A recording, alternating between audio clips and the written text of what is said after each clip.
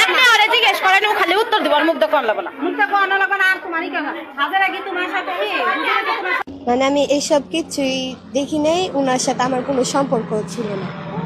But যে কালকে যখন আমি হলে পরীক্ষা দেই, তখন ওনারা ব্যাগ জাত গোষ্ঠী আইসা আমার এক রুমে আটকাইছে।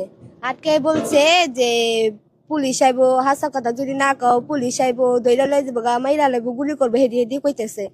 পরে কইছে আমার এক রুমে আটকাইতেছে, এখন আমারও মানে ওখান থেকে বাইরে দিতেছে না। পরে আমি অনেক ভয় পাইছিলাম, ভয়ে অনেক কাঁদছিলাম। আরেক বেটি কয় কি ক ক ক না করলে পুলিশ সাহেব দৌড়ে লে যাবো গা, হের লেগে আমি এই মিথ্যা কথাটা বলছিলাম যে হুজুর আমারে কুলে তুলছালো।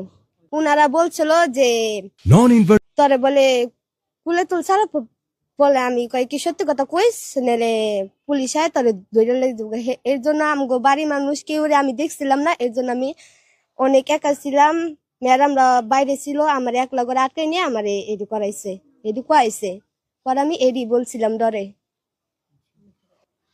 মানে আমি আর হাজির আপু যে আমরা প্রতি সপ্তাহে তো দুই জামা কাপড় ধুই না, বিছনা চাদর মাদর হেডি তো দুয়ার দিচ্ছিল, এর জন্য আমরা ধুইতেছিলাম।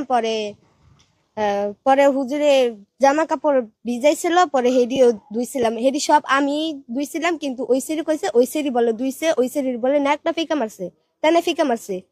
কিন্তু আসলে এইসব কিছুই না। হুজুর বলছেন এ ধরেন এই যে নেকড়া, এই নেকড়া দা ঘরটা মুছছে।